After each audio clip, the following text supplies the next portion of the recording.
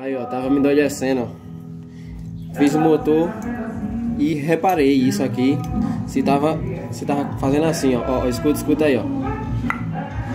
Tava tudo ok quando eu montei e ficou show de bola. No outro dia apareceu um barulho idêntico à corrente de comando. Troquei a corrente de comando, botei a corrente de comando original, tensionador novo e continuou com barulho. Aí desmontei agora para ver o que foi que tinha acontecido. E olha a válvula de escape. Olha a folga que tá a válvula de escape. Olha só. Não sei se vai dar para focar, mas lá dentro tá totalmente comido. O buraco da... Deu pra ver. O buraquinho. Olha só. A folga. Olha como é pra ser. A válvula velha ainda, eu vou botar num guia novo aqui. Botando um guia novo, Bia. Não balança não, tá balançando tudo, tá vendo?